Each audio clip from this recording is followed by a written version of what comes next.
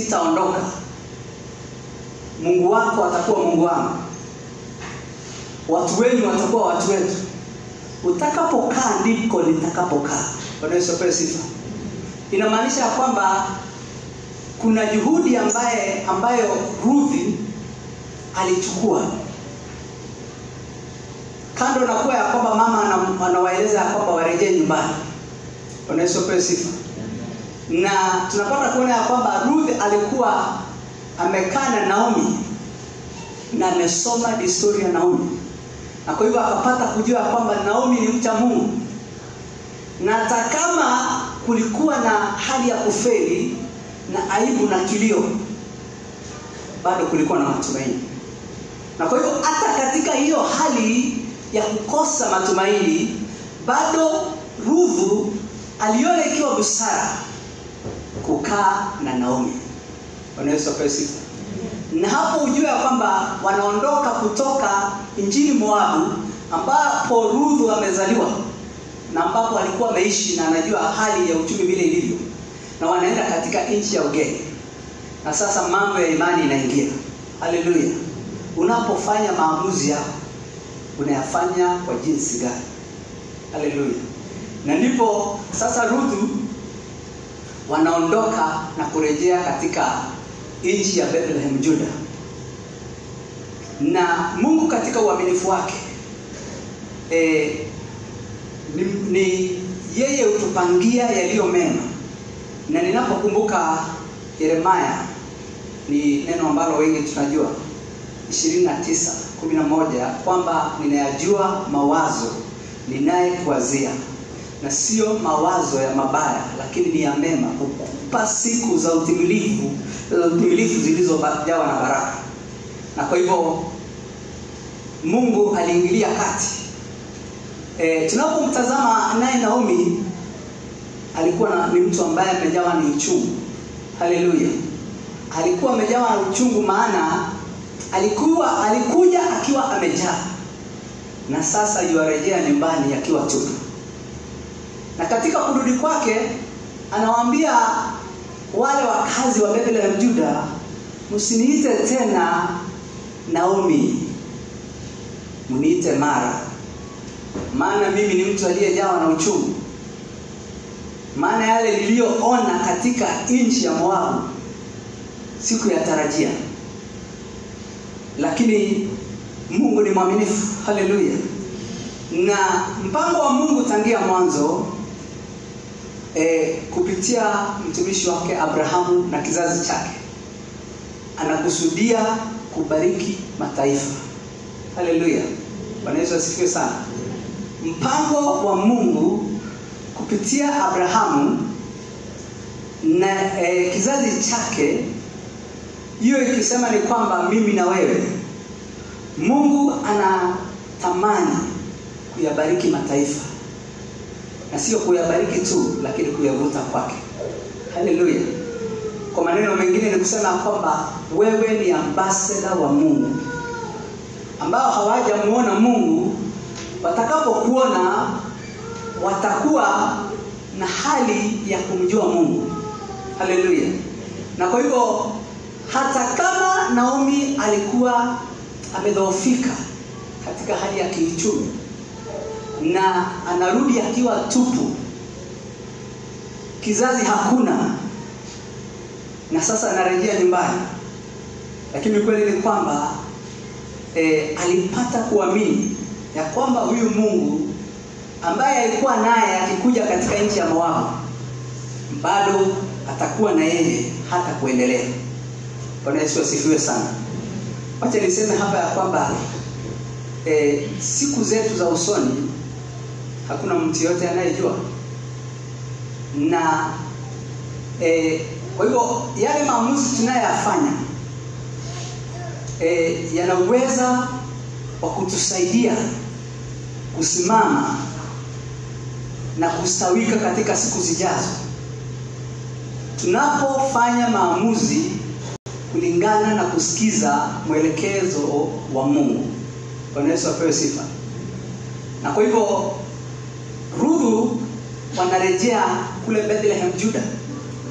Na kwa wakati ule ilikuwa ni wakati wa mavuno yameisha, na inaonekana kwamba bado kiangalia hali hakuna matumaini, kwa sababu pengine angeuliza kwa nini hatukufika wakati wa mavuno kamili, lakini tunapata watu washavuna. Lakini Mungu husababisha mambo yafanyike ili tuweze kumtegemea yeye. Haleluya. Na hiyo inamaanisha kwamba hata kile unachopitia Mungu anaelewa. Mungu anajua kile ambacho unapitia, na Mungu anajua njia yako ya kutoka katika hiyo hali. Na kwa hivyo tunapotangamana na watu, wakati mwingine watatuongoza kufanya uamuzi usio sawa. Watu watatufanya tukose kumwamini Mungu. Na wakati mwingi unaposikiza watu vile wanavyosema, maana kuna mtu utapata ya kwamba ni mtu wa kunung'unika, ni mtu ambaye hahesabu kile ambacho Mungu amefanya. Kuna wimbo mmoja uliimba ukasema ya kwamba hesabu baraka zako moja moja tu, nawe utaona ya kwamba baraka za Mungu ni nyingi juu ya maisha. Bwana Yesu asifiwe sana. Na hiyo inamaanisha kwamba hata wakati Naomi katika utupu wake na upweke anaporudi, kuna kitu ambacho amerudi nacho, na hicho kitu ni zaidi ya mumewe Elimeleki. Hicho kitu ni zaidi ya mwanawe Maalon na mwanawe Chilion. Bwana Yesu apewe sifa. Katika mtazamo wa mwanadamu wa kawaida, Mkristo hupitia hali ambapo watu wakikuangalia wanakushangaa, na pia wanashangaa Mungu wako, kwa maana wanaona hali yako, wanauliza hai, kweli una Mungu? Na Mungu wako unasema anakusaidia. Haleluya. Naomi amerudi katika nchi yao, hana watoto, hana bwana, lakini ako na kitu kimoja, kitazama utakikosea maana. Na hicho kitu au huyo ni Ruth. Bwana Yesu apewe sifa. Maisha ya Naomi yalikuwa yajengeke tena kupitia kile kilichosalia. Sijui ni nini kimesalia katika maisha yako. Sijui ni nini ambacho kimebakia. Unapopiga hesabu yako, unafanya hesabu, unaona ya kwamba kila kitu kimeenda. Lakini mara nyingi Mungu anahitaji tukuje na hivyo vipengele vilivyobaki, the pieces that are remaining. Are you able to take your pieces to God? Bwana Yesu asifiwe sana. Na Ruth, Mungu alimbariki na akapata kueleka ni Boaz.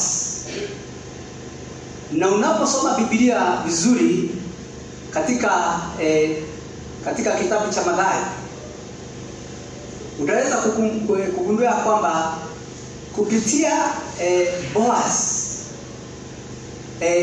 ndipo katika hiyo lineage au hiyo katika hiyo familia, hapo ndipo Kristo anapatikana. Maana Boaz na Ruth walikuwa na mtoto anaitwa Obed. Ikaenda namna hiyo. Bwana Yesu apewe sifa.